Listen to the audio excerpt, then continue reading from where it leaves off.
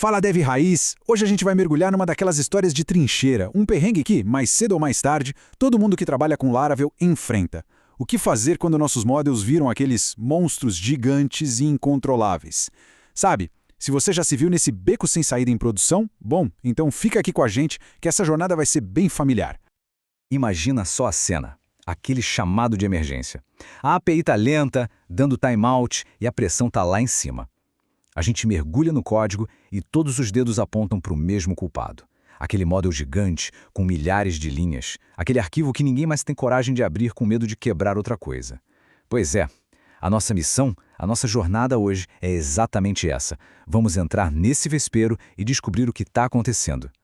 E como é que a gente chegou nesse ponto, né? Por muito tempo a gente ouviu aquele mantra Fat Model Skinny Controller. A ideia era boa, de verdade, era para limpar os nossos controllers. Só que, na prática, muitas vezes o tiro saiu pela culatra. A gente acabou criando esse monstro, o God Model, misturando acesso a dados, regras de negócio, formatação, tudo num lugar só.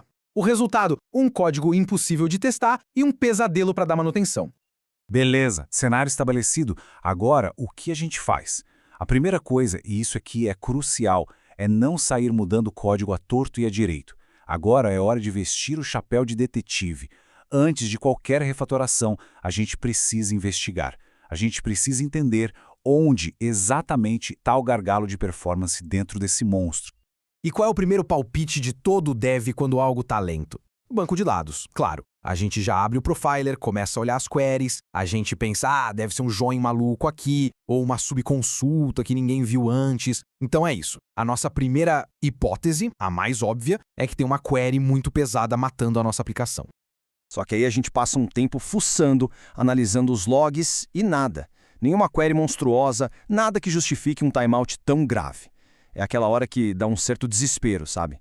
E é aí que a ficha começa a cair. E se o problema não for uma única coisa grande e lenta, mas várias coisinhas pequenas e rápidas acontecendo de forma silenciosa, bem debaixo do nosso nariz? Então, a gente acha, bingo! O culpado era um negócio que parecia super inofensivo. Um accessor, sabe?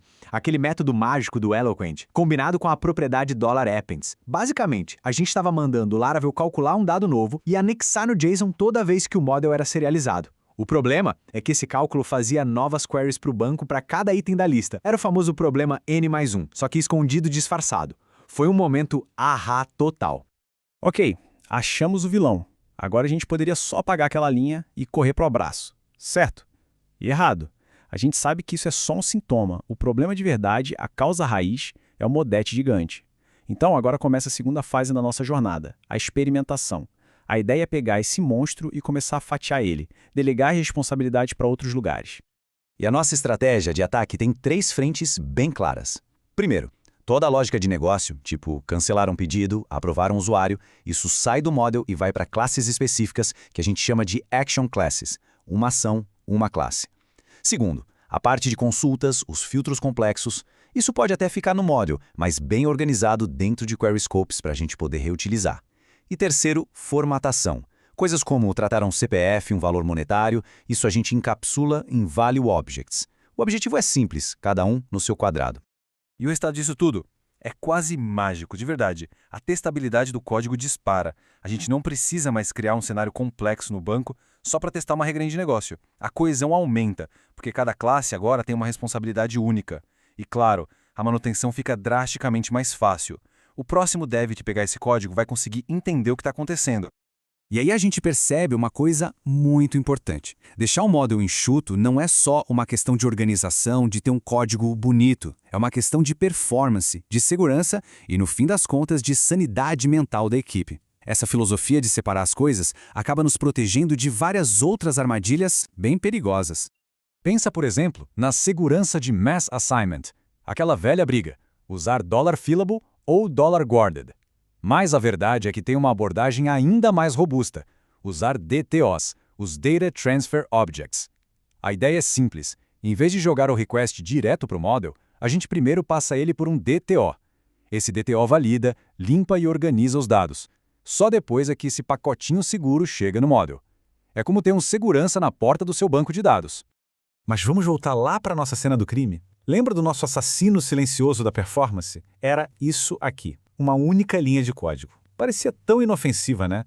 Só adicionando um campo a mais no JSON de resposta. Só que por trás dessa linha tinha um accessor que escondia uma lógica bem cara.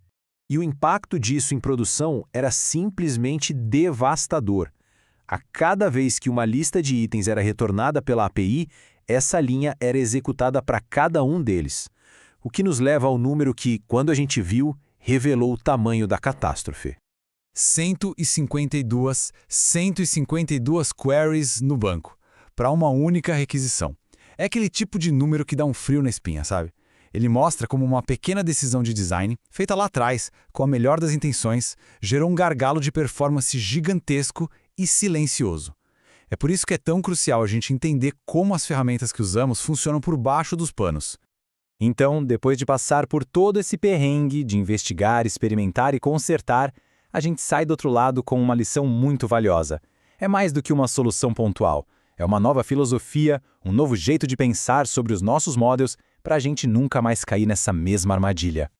Para entender essa filosofia, a gente precisa dar um passo para trás e olhar para o Eloquent. Por padrão, ele usa um padrão de projeto chamado Active Record. Na prática, isso quer dizer que o objeto, o nosso model, está diretamente amarrado à tabela do banco. O design dele é meio que nos convida a colocar lógica ali dentro. Não é um defeito, é como ele foi projetado. O que a gente fez na prática durante toda essa jornada foi reconhecer essa natureza do Active Record e conscientemente lutar um pouco contra ela. A gente empurrou nosso model para mais perto de outro padrão, o Data Mapper, onde o objeto é só um mapa dos dados e a lógica de negócio vive em outro lugar. Não é uma mudança purista, mas um ajuste pragmático para resolver o nosso problema real.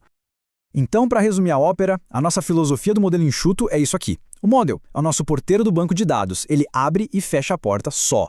Toda a lógica de negócio pesada vai para Action Classes. A transformação dos dados para a API fica nos API Resources. A integridade dos dados que chegam é garantida pelos DTOs. E, acima de tudo, pragmatismo. Não precisa sair criando um repositório para cada tabela se não houver necessidade. É usar a ferramenta certa por tamanho do problema.